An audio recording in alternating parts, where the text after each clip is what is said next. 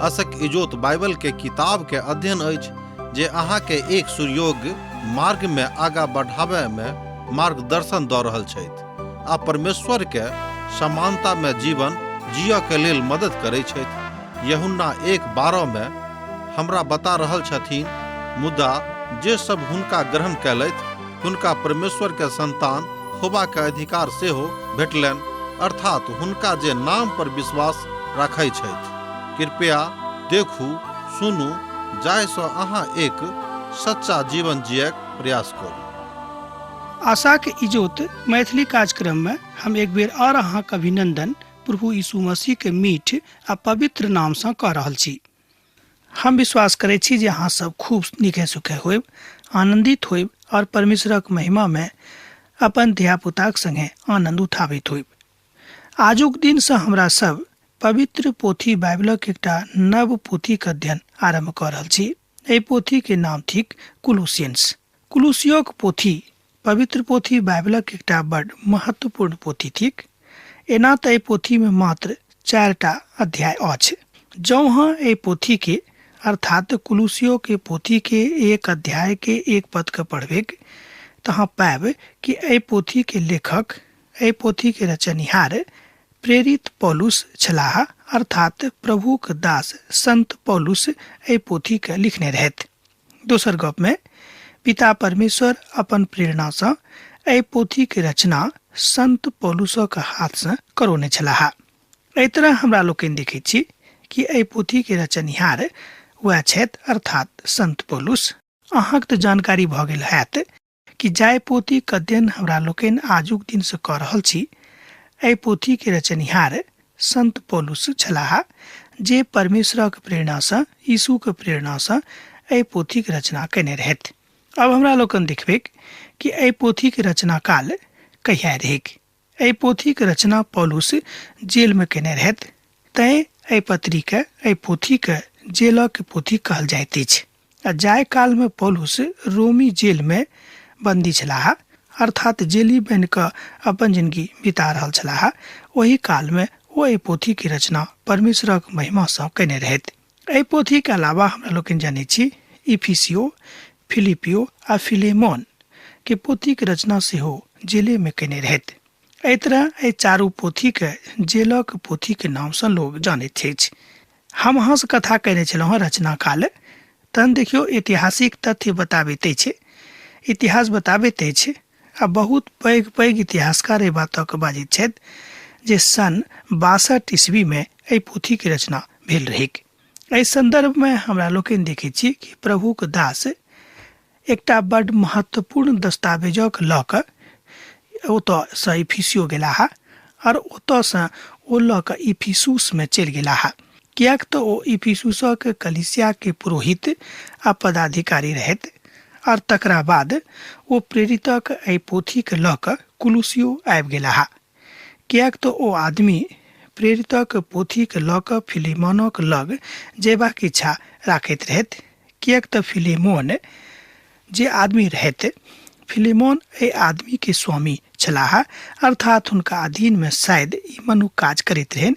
एहि तरह के ऐतिहासिक तथ्य हमरा लोकनि बाइबिल के विद्वानों के दिस से जानै छी। आर ओ आदमी पुनः एहि बातक लऽ कऽ जे ओतऽ गेल छलाह, ओ पुनः आबि रहल छलाह। एहि में से ओ सब 4 गोटे रहथि। ओहि 4 गोटे के की नाम रहन तकरा विषय में पवित्र पोथी में तऽ नहि लिखल गेल अछि, मुदा ओ एहि महत्वपूर्ण दस्तावेजक लऽ कऽ, परमेश्वरक वचनक लऽ कऽ ओतऽ सँ एहिठाम आबि गेल छलाह, अर्थात कुलुसियो में। ई 4 अनदेखल लोग रहथि, मुदा ई बात तऽ सत्य अछि कि 4 लोग प्रेरित पौलुस के, अर्थात संत पौलुस के संगतिया रहन, हुनक सहयोगी रहन, हुनक सहकर्मी रहन, और हुनका संगे परमेश्वर के राजा के प्रचारक लेल काज करैत रहथि। ई बात सत्यापित भ जाइत अछि। ई 4 लोग कलीसिया के मजबूत करऽ वाला एकटा स्तंभ छलाह। दोसर गप में हम बाजि सकै छी कि 4 लोग ई चाहैत छलाह कि परमेश्वर के मंडली अर्थात कलीसिया मजबूत होएक, तैं हुनका कलीसिया के स्तंभक रूप में लोग जानैत छथि। तहन बाजल जा सकै छै जे एहि पोथी में मसीही विश्वासक सबटा तथ्यक छुअल गेल अछि। ध्यान दियौ, ते एहि बातक बड़ विश्वासक साथ बाजल जा सकै छै। कहल जा सकै छै कि एहि पोथी में मसीह पर विश्वास करऽ वाला अर्थात यीशु पर विश्वास करऽ वाला जतेक बात अछि, जतेक तथ्य अछि, ओहि सबटा पहलू के छुअल गेल अछि। छुलेटा नहि गेल अछि, मुदा सब बातक ऊपर बहुत गंभीर रूप से विचार कयल गेल अछि। तकर समस्या आ तकर निदान दोनों के बतावल गेल अछि। इफिसियो के पोथी कलीसिया के देही के विषय में कथा करैत अछि। ध्यान देबै तहन खूब आनंद अहाँके भेटत, आ ध्यान नहीं देबै तो आनंदित नहीं होबे। ध्यान दियौ, इफिसियो के पोथी कलीसिया के देही के विषय में कथा करैत अछि आ जाय देही के मुखिया छथि प्रभु यीशु मसीह। ई तऽ एकटा तथ्य भेल। कुलुसियो के पोथी में हमर देही के मुखिया के ऊपर ध्यान देवल गेल अछि, जे प्रभु यीशु मसीह छथि। अब तो अंतर अहाँके मालूम पड़ गेल होत कि कुलुसियो के पोथी में हमर देही के मुखिया के ऊपर ध्यान देवल गेल अछि, जे प्रभु यीशु मसीह छथि। देही तऽ दोसर स्थान पर छथि, मुदा प्रभु यीशु मसीह मुख्य आधार आ मुख्य विषय छथि। किएक तऽ मसीही जिंदगी में सबसँ पैघ बात, चमत्कृत बात यह थिक कि हमरा सब अपन यीशु के, अपन उद्धारकर्ता के सर्वोच्च आसन पर बैसाबी, जे आसन हमरा सभक हृदय अछि। अर्थात अपन हृदय रूपी आसन पर जे हमरा सभक लेल प्रभु सँ अर्थात प्रभु के दिस सँ देवल गेल सर्वोत्तम सुखद आसन थिक, तकरा पर हमरा लोकनि अपन अपन यीशु के बैसाबी, किएक तऽ ओहिठाम यीशु अपन अपन भऽ जाइत छथि। ध्यान दियौ, प्रभु यीशु मसीह परमेश्वरक पूर्णता में छथि, ओ संपूर्णता में छथि। एक बेर और सुनियौ, प्रभु यीशु मसीह परमेश्वरक पूर्णता छथि, ओ परमेश्वरक संपूर्णता में हमरा सभक सन्मुख में ठाढ़ छथि। फिलेमोनक पत्री कलीसिया के दिस इशारा करैत अछि आ एहि पोथी के विषय वस्तु यह थिक कि मसीही जिंदगी जीवा के तरीका की अछि। जाय बातक मुख्य धारा में प्रभु यीशु मसीह छथि। फिलेमोनक पत्री प्रभु यीशु मसीह के विशालता के बखान करैत अछि। प्रभु यीशु मसीह सेवक बन जाइत छथि, अर्थात फिलेमोनक पत्री मसीही जिंदगी के क्रियाशीलता के बखान करैत अछि। ओतऽ एहि बातक बतावल गेल अछि जेना जतऽ बात रोमी के सड़क सँ मिलैत अछि, और ई बताबैत अछि जे मसीह में सामान्य लोकक बड़ खास कथा बन के सन्मुख में उभरि कऽ आबैत अछि। एहि बातक प्रयास, एहि बातक इजोत, एहि बातक आईना फिलेमोनक पोथी में दिखावल गेल अछि। आ ई चारों दस्तावेज अर्थात परमेश्वरक ई चारों पोथी, परमेश्वरक ई चारों पत्री कलीसिया के मजबूत करबाक दिस विशेष कऽ के ध्यान देने अछि। जाहिसँ कलीसिया जँ मजबूत नहीं रहतैक, अर्थात जँ मंडली मजबूत नहीं रहतैक, जँ मंडली के बीच में एक दूसरे गोटे से प्रेम नहीं रहतैक, तहन हमरा सब परमेश्वरक पूर्णता के बखान नहीं कऽ सकलहुँ हैं। आब जे हुएक, एहि चारू दस्तावेजक कीमत बड़ गंभीर अछि, और प्रभु के महिमा में एहि बातक स्वाभाविक रूप में हमरा लोकनि बुझि सकैत छी। कुलुसियो के कलीसिया प्रभु के एकटा दास एहि बातक बाजैत छथि जे हम तऽ कुलुसियो के कलीसिया में तऽ नहीं गेल छलहुँ हैं, मुदा हम ओतऽ जाकऽ खंडहर देखबाक लेल गेल रहौं। ओतऽ किछु खंडहर एखनो धरि ठाढ़ अछि, कतऽ जतऽ कि अखन हम लोकनि जाकऽ देख सकैत छी, जतऽ लैंडिकिया में एखनो एहि बातक हमरा लोकनि देख सकैत छी अपन अपन आँखिसँ। ओतऽ किछु प्राचीन नगरी के भग्नावशेष एखनो धरि बचल अछि, मुदा मंडली के भवनक, कलीसिया के भवनक कोनो भग्नावशेष ओतऽ हमरा लोकनि नहीं देखैत छी। मुदा लैंडिकिया में जे एकटा नगर छल, ओतऽ कलीसिया के किछु खंडहर के देखल एखनो जा सकैत छै। कुलुसियो के लोक फिलेमोनक बारे में बताबैत छथि, अर्थात कलीसिया के धनक के विषय में बताबैत अछि। हमरा एहि बातक बड़ शंका अछि जे ओतऽ कोनो कलीसिया वा कलीसिया भवन छलै कि नहीं। ई हमर अपन बात अछि, ई हमर अपन मनसा अछि, मुदा दोसर विद्वान सब कहैत छथि कि ओतऽ शायद कलीसिया छलैक। बहुत विद्वान सब कहै छथि कि ओ तो कलिसियाक भवन नहि रहेक, मुदा गृह कलिसिया छलेक बहुत। हमरो यह विश्वास अछि कि ओतऽ बहुत अर्थात घरे घर परमेश्वरक लोग बैस के प्रार्थना करैत छलाह। अर्थात सब ठाम आ सब घर में लगभग कलिसिया छलेक, जकरा आजुक दिन में हमरा लोकनि गृह कलिसिया के रूप में बाजि सकै छी। मुदा ओहि परिप्रेक्ष्य में, ओहि प्रक्षेत्र में बड समृद्ध सभ्यता छलेक, जतऽ सब लोग रहैत छलाह।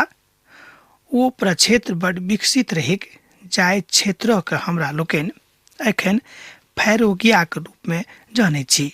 जे ओतऽ जे फाटक छलेक वह फैरोगिया के फाटक कहल जाइत अछि। ई पूर्व और पश्चिम लोकक मिलाबैत छलाह, जतऽ रोमी साम्राज्यक शासक पूर्वक पश्चिमक आ ओहि फाटकक पूर्व से लऽ कऽ पश्चिम धरि एक दोसर गोटे से मिलाबैत रहेक। कुलुसियो में जे बड महान बात छलेक वो ई छल कि सब लोग प्रभु के ऊपर खूब विश्वास केनाइ आरंभ कऽ देने रहैत। सब केओ खूब नीक रीति से प्रभु पर विश्वास करैत रहेक। तकरा बाद जे ओतऽ लनडिकिया के कलिसिया छलेक, ओहि कलिसिया में हमरा लोकनि देखै छी कि बहुत दास लोग सब सेहो छलाह, जे परमेश्वरक महिमा के विषय में लोकक बताबैत रहेक। ओहि आदि नगर में हमरा लोकनि जँ एखनो जाके देखब तऽ पाएब कि ओतऽ परमेश्वरक कलिसिया के भवनक किछु भग्नावशेष एखनो बचल अछि। ई तऽ छल एहि पोथी के एकटा ऐतिहासिक परिक्षेत्र, एकटा ऐतिहासिक छोट परिचय। हमरा नजर में ई बात बड गंभीर भऽ जाइत अछि कि ओहि काल में ओतेक विरोध भेलाक बादो रोमी साम्राज्य सँ एक बादो लोग पैघ पैघ कलिसिया बनौने रहैत, अर्थात परमेश्वरक भवन बनौने रहैत। परमेश्वरक सँ आराधना करबाक लेल प्रार्थना भवन बनौने छलाह सोझ गप में। मुदा आजुक दिन हमरा सब की देखै छी कि हमरा सब परमेश्वरक भवन बनाबे में ओतेक रुचि नहीं ले छी। ओहि काल में एहि संपूर्ण प्रक्षेत्र पर रोमी साम्राज्यक राज्य अधिकार रहेक। ई बात बड ऐतिहासिक थिक। एहि बातक इतिहासकार सब सेहो मानैत छथि। अर्थात ओहिठाम ओहि नगर सब में विलासितावादी वस्तु के कोनो कमी घटी नहीं रहेक। यह कारण, यह बात, यह तथ्य मनुखक जिंदगी के विलासी बना देने रहेक आ हुनक नैतिक पतन दिन ब दिन भेल जाइत रहन। पौलुसक काल में, जाहि काल में पौलुस ओतऽ गेल छलाह, ओहि काल में ओहि प्रक्षेत्र में बड विशेष प्रकारक नगर सब सेहो रहेक। जेना कि रिकॉर्ड बताबैत अछि जे पौलुस कहियो कुलुसियो नगर में नहीं गेल छलाह। एहि रिकॉर्ड में बताओल गेल अछि कि पौलुस कहियो कुलुसियो नगर में नहीं गेल छलाह, मुदा ओहि नगरी के आस पासक स्थान में ओ गेल रहथि।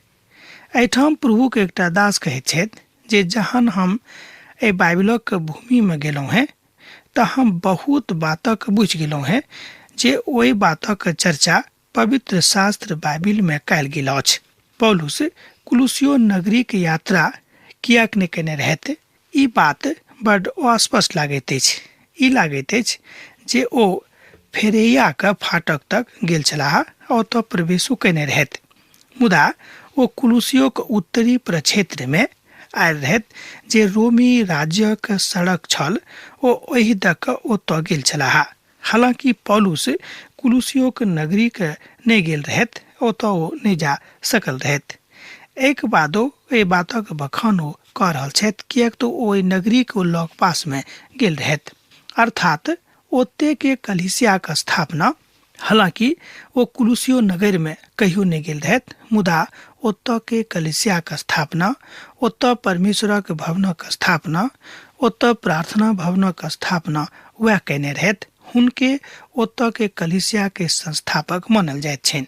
एहि तरह हमरा लोकनि देखै छी कि इफिसियो के कलिसिया में एही तरह के बातक हमरा लोकनि आगाँ जाके देखै छी। अर्थात ओहि कलिसिया में जे अगुआ छलाह, ओ सब परमेश्वर के महिमा में महानता के साथ वास्तविक रूप में अपन प्रभुक संगति में रहैत छलखिन।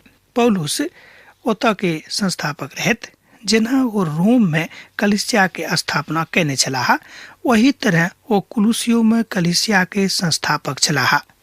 ओ हजारों हजार लोकक मनक मसीह सुसमाचार सँ स्पर्श केने रहथि। तैं ओ सब कालांतर में ओतऽ कलीसियाक स्थापना कऽ देने रहथि। पौलुस अपन सेवाक महत्वपूर्ण 3 बरख ओते बितौने रहथि। हुनक सहयोगी में से 2 गोटे ओतऽ विद्यालय में पढ़ाबैत छलाह, जे विद्यालय ओतऽ रहेक अर्थात तर्सिसियस में रहेके। ओहि प्रक्षेत्र में बड़ महान सभ्यता सेहो रहेके, जे रोमी गणराज्य के संस्कृति के विकासक मुख्य केंद्र रहेके। अर्थात उत्तर रोमी गणराज्य के सांस्कृतिक विकासक के मुख्य केंद्र बिंदु सेहो छलिक। मुदा ओ बात लग में सँ अर्थात ओहि ठाम सँ जे ग्रीस छल ओतऽ नहि रहेके। मुदा यूनानी सभ्यता तऽ एशिया के ओहि भाग में बड़ नीक छल, जे कालांतर में ओहि कथाक बा ओहि बातक ओहि ठाम सँ लऽ कऽ दोसर दिस लऽ जाइत अछि। अहाँ बाजि सकै छी जे कालांतर में आबि कऽ साध्य आ साधन दोनों बनि जाइत अछि। एहि तरह हमरा लोकनि जँ देखैत छी ओतऽ के ऐतिहासिक परिप्रेक्ष्य के, ओतऽ के सांस्कृतिक परिप्रेक्ष्य के, ओतऽ के ओहि काल के परिप्रेक्ष्य के, जाहि काल में पौलुस ओतऽ लग पास में जाकर परमेश्वरक भवनक स्थापना कराबे में सफल भेल छलाह, तेकर अर्थ यह होइत अछि कि हुनका प्रभु से यीशु से बड़ अथाह प्रेम रहनि। एहिमे शक नहि। ई वह प्रक्षेत्र छल जतऽ संत पौलुस अपन सहयोगीक संगे बड़ महान काज केने रहथि। मुदा हुनका संगे कोनो कहियो गेल छलाह। एहि बातक हमरा लोकनि आगाँ देखैत छी प्रेरितक काज नामक पोथी में। एहिठाम हमरा लोकनि देखैत छी कि यूहन्ना, मरकुस, बरनबास, सिलास आर तिमुथी हुनका संगे गेल रहथि, आर किछु प्रेरित सेहो हुनका संगे गेल रहथि। ई सबटा बात हमरा लोकनि जानै छी, जे कालांतर में ओतक मंडलीक अगुआ यूहन्ना भऽ गेल छलाह। एहि तरह हमरा लोकनि देखैत छी कि इफिसुसक कलीसिया कालांतर में खूब देवा वाली कलीसिया बनि गेल छली। अर्थात ओतक कलीसिया लोकक खूब सहायता करैत रहनि। हालांकि ओहि कलीसिया में धन संपदा के कमी रहिक। एक बादो ओतक लोकक मन बड़ खुजल रहनि आर ओ सब खूब लोक के सहायता करैत छलाह। कुलुसियो में मुख्य रूपे 3 प्रकारक समस्या रहिक। अब ध्यान दियौ, हमरा लोकनि कुलुसियो में आबि गेल छी।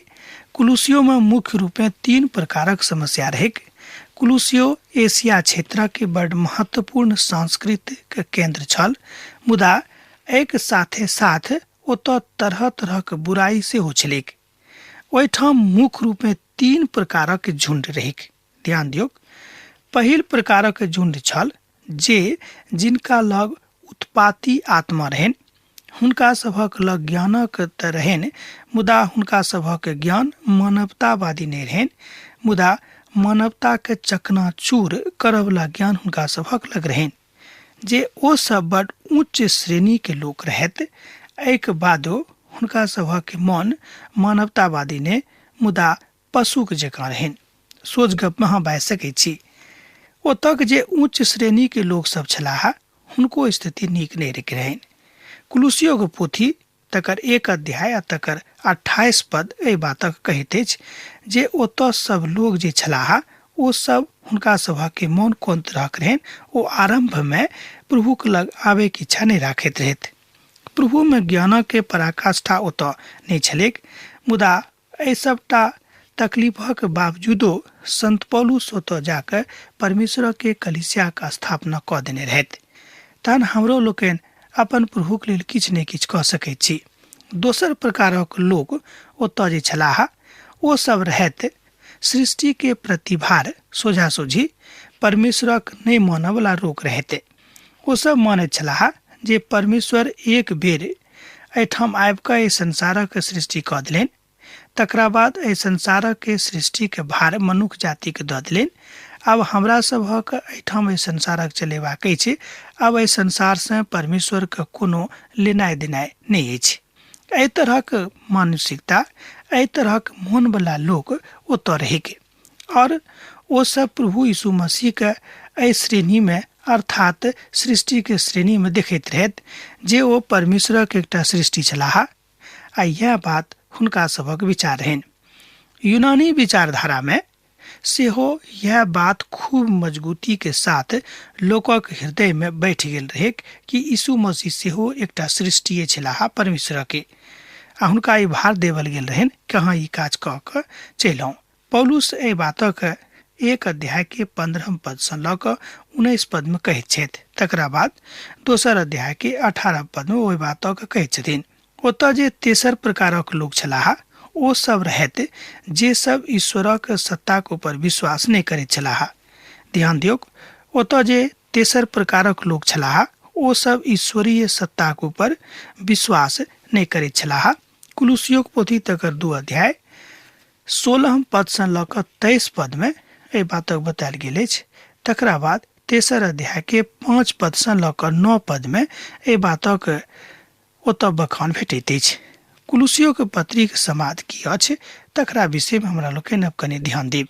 मसीहत में अर्थात जे केओ प्रभु यीशु मसीह के मानैत छथि ओहि तरहक विचारधारा राखयवला मनुखक हृदय में ई बात बड़ खतरनाक भऽ कऽ आबैत अछि कि ओ सब कहै छलाह कि परमेश्वरक व्यवस्था हमरा सब गोटेक नहि मानबाक चाही। एहि तरहक विचार ओहि कालक लोकक ओतऽ रहनि।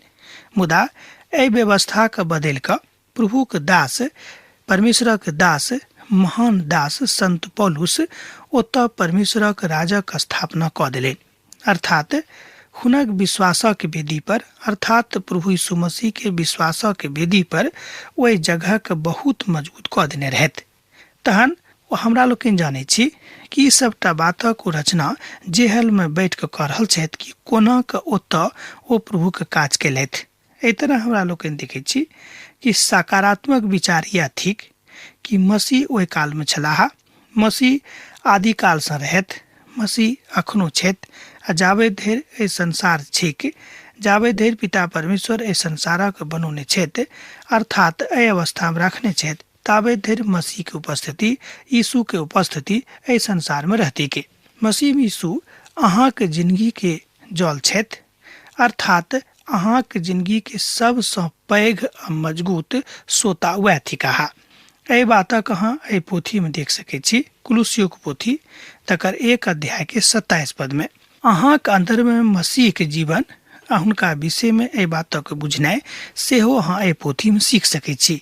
ध्यान देव कनी, अब बहुत मजबूत बातक हम बतावा जा रहलहुँ हैं कि कुलुसियोक पोथी में एहि बातक स्पष्ट कयल गेल अछि कि प्रभु यीशु मसीह में संपूर्ण ईश्वरत्व वास करैत रहनि, अर्थात ओ संपूर्ण रूप में परमेश्वर छलाह। एहि बातक गवाही संत पौलुस कुलुसियोक पत्री में देने छथि। एहि तरह हमरा लोकनि देखैत छी कि परमेश्वर एहि पोथीक माध्यम सँ हमरा सभक बीच में खूब काज करबाक लेल तैयार छथि। किएक तऽ अहाँ सँ विदा होइक हमर बेरा भऽ गेल अछि। पाती लिखनाइ नहि बिसरायब, जेना लिखैत रहैत छी लिखैत रहब। यीशुक नेह अहाँक जिंदगी में सैद घड़ी बनल रहैक। आमीन।